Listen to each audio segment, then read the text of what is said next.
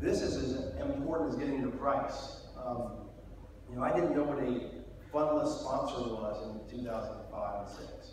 Well, for those of you that do know, that's good. For those of you that don't, that means somebody that comes to you to want to buy you really doesn't have the money, but he agrees to buy your company, then he goes out and raises it all, and then that is all debt without a lot of equity in it.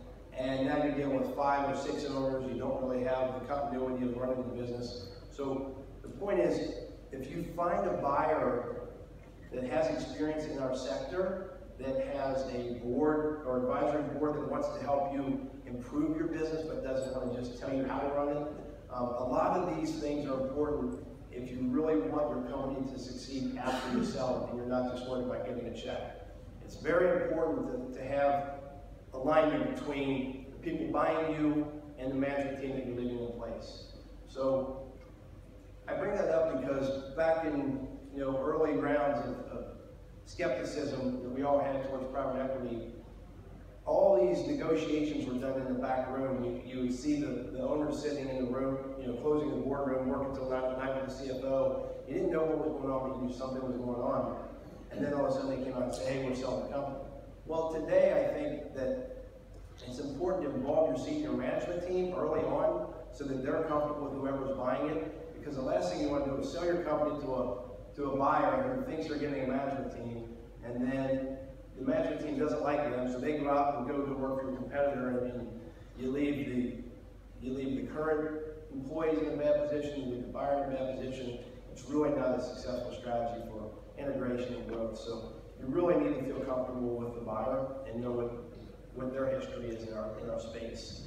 When I talk about history in the space, I think these slides are all available later, so don't try to copy any of this. There's a lot on here. The point is, there are about 20, 25 companies today that either own a piece of or all of the crane, lifting, or rigging company, aerial work platform companies, big European crane rental companies. I don't list on here. The 2 of the biggest in the world have private equity involved. Tower crane manufacturer based in Europe has private equity involved or did. Another couple of manufacturers are some form of a private equity or portfolio management company. The point is, these names on here, when you hear Blackstone and you see Platinum Equity owns us and Apollo, these people, these are some of the most financially sound organizations in the world, and they like our space a lot. And they're getting smarter in our space. As an owner, a lot of family-owned businesses out there, you guys can go out and buy a $10 million company and roll it in, $20 million company and roll it in. But when you buy 10 of them, and all of a sudden you're worth $200, $300, $400 million, who is going to buy you if you don't have a family succession plan? The reality is you're probably going to be talking to one of these private equity companies. And there will be more in it. I talked to David earlier in macro, and he said that they're hitting or chasing into Latin America now. These guys all learn there were some really bad deals out there. I mean, there may be a few more deals that are legacy bad deals, but the reality is they all learn from the mistakes of the past, and they will get better, they will continue to grow, they will continue to be part of our business. So that being said,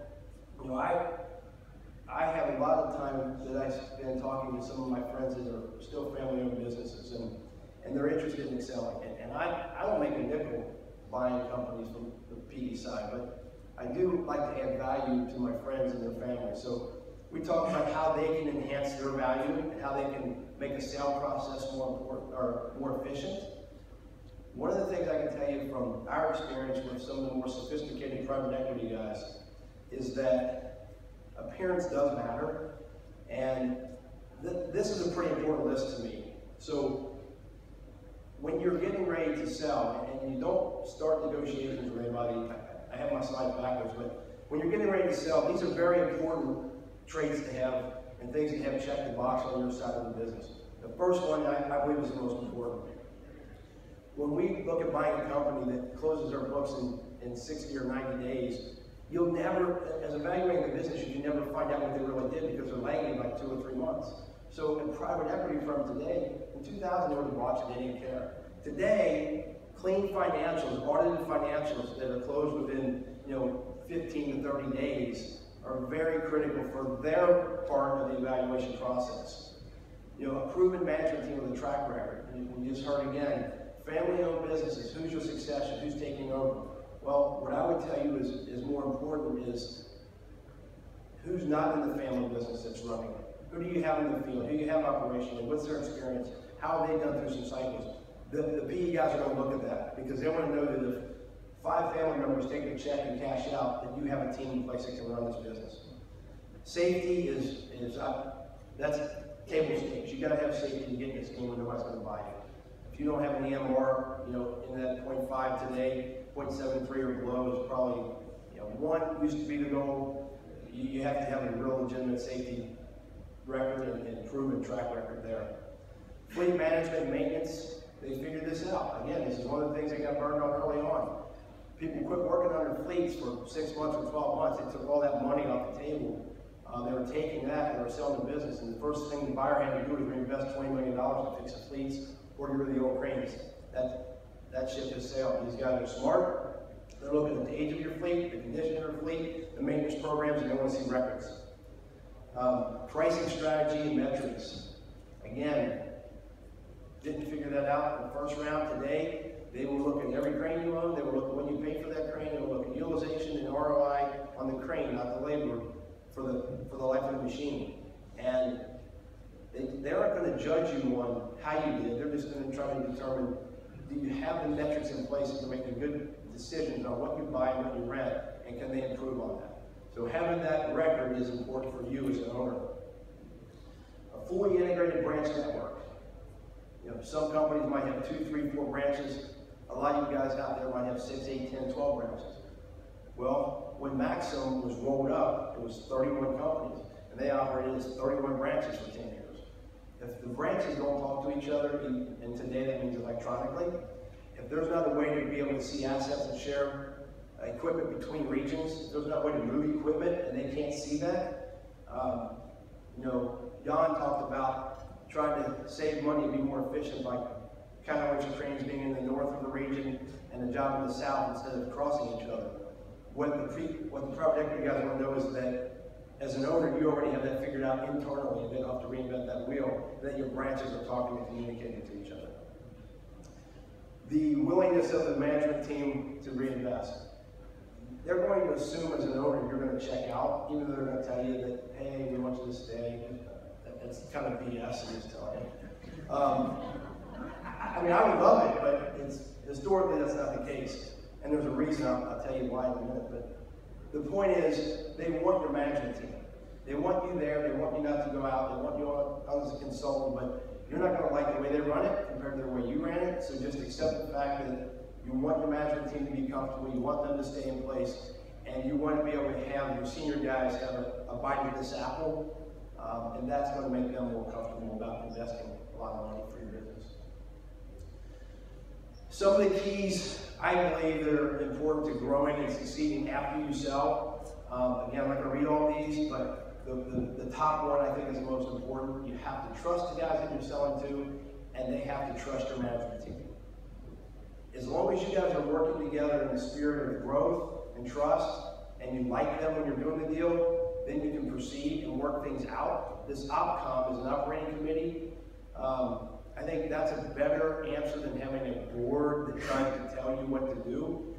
That means having a group of the private equities team that wants to meet quarterly or semi-quarterly to talk about what's going on in the business, because they do have a lot of great information that they can share with us as rental guys and guide us, as long as they're not trying to run it for you.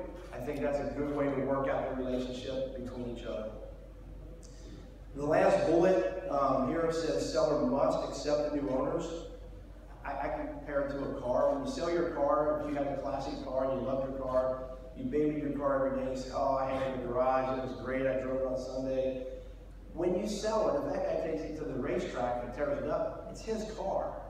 So when you sell it, somebody else is going to be driving your car. And you might not like it, they might drive it differently, but they're still going to perform with it. So if you're not ready for that, then you're not ready to sell your business. Before you decide to sell, so this is the slide I had ahead of or behind itself.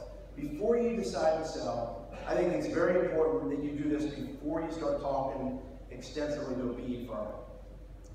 You want to hire somebody because none of us know what they're looking for, but some investment bankers out there have done this, they've been through this process, they know how to maximize your return. Hire somebody, you can do that on a very low fee basis. Hire somebody that understands our industry, that's been in the space before, that knows what today's multiples and comps are, that can get that information for you, that larger firms or reputable firms will talk to. So again, it has to be somebody you trust and then you feel gets your business. I have one here, ensure your sale price minus debt gives you what you want for a comfortable life forever. And that's because don't assume that you're going to want to stay. When you sell your company, you might say, I'm going to stay here, I'm going to reinvest, I'm going to be part of this for the next 10 years. That's great. But when you are selling, assume it doesn't work that way and that you have to leave because you don't like them. So make sure that you sell for a price and a sustainable income for you and your life that you can be comfortable to not be part of that business, or you shouldn't sell. The best purchase, I should say not best, one of the most fun acquisitions I ever did was a smaller company, a $20 million deal, and I sat down with the owner and his son. They intended on selling. He was going to success due to the handoff to the child. As things got more complicated in the business, he decided, hey, it wasn't a good thing to do to hand over to my family, or I'll lose my family, so I want to sell the business. We sat down and we wanted to ask all these questions about their ROI, their utilization, their price, their EBITDA, the multiples, or that. And the guy said, look, here's what I want after taxes, give me this number and I'll sell, otherwise we don't talk.